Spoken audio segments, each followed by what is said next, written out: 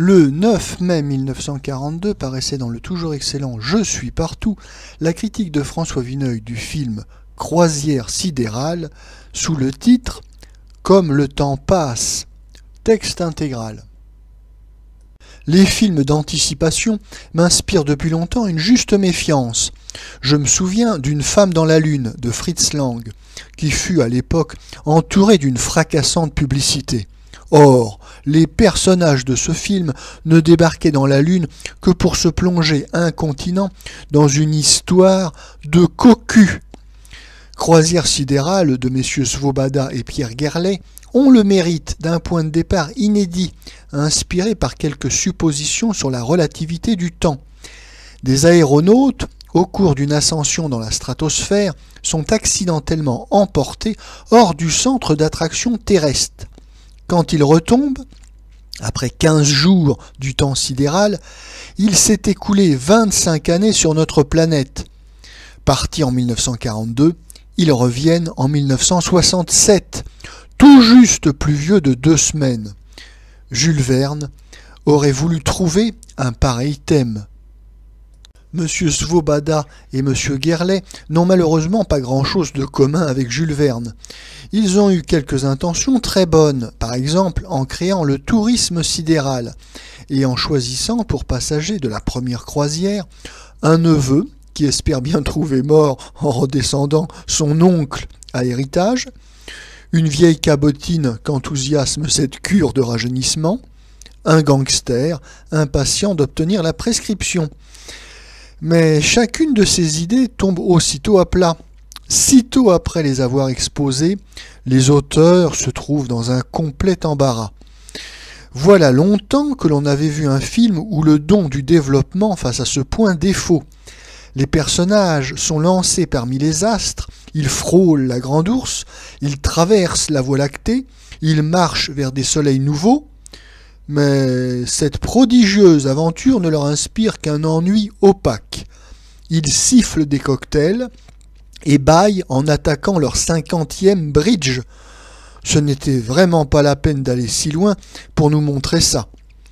On songe à ce qu'un homme d'imagination, tel pour le citer encore Jules Verne, qui eût été un maître du cinéma, tirerait d'une histoire de voyage interastral comme celle d'Hector Servadac.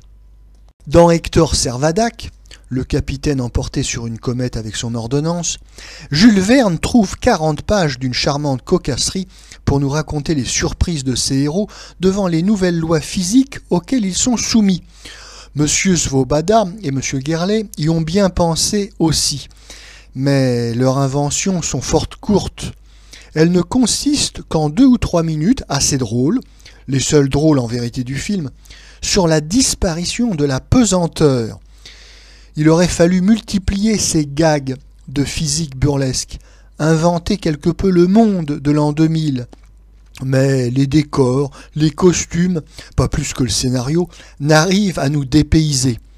On éprouve à chaque instant le dépit de voir les auteurs ouvrir tant de portes, ne rien trouver derrière et, de guerre lasse, meubler l'écran avec une revue qui voudrait être à grand spectacle et qui n'est qu'assez minable.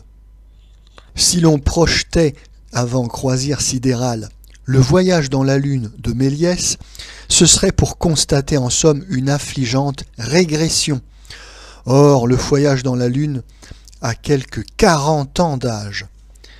Croisière sidérale pourrait avoir comme morale l'extrême ennui de notre univers et la chance que nous avons d'y passer tout un temps assez court pour ne point être obligés de contempler le recommencement des mêmes sottises, des mêmes laideurs. Mais ce serait une conclusion assez inattendue pour un film où l'on a voulu que nous divertir. Les auteurs en tout cas n'y ont pas songé. Le seul moment moralisateur des croisières est l'escale sur Vénus.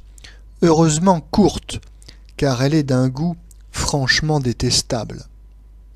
Il semble que les auteurs se soient lancés dans une entreprise qu'ils n'avaient pas les moyens matériels de mener à bien, car rien ne coûte plus cher que la fantaisie. Tous ceux qui ont touché au monde du spectacle le savent. Dans ce cas, je pense qu'il vaudrait mieux s'abstenir et tourner proprement un film policier. Les comédiens sont nombreux dans Croisière sidérale. Ils n'ont pas grand-chose à faire. Monsieur Carrette charge assez pesamment son rôle. Ses camarades, Mademoiselle Madeleine Sologne, chez qui l'on aperçoit de moins en moins l'étoffe d'une vedette, Monsieur Marchas, Monsieur Robert Arnoux, Madame Dehély, Madame Dantès, Monsieur Boverio, Monsieur Dasté n'ont pas l'air de s'amuser. On les comprend assez bien.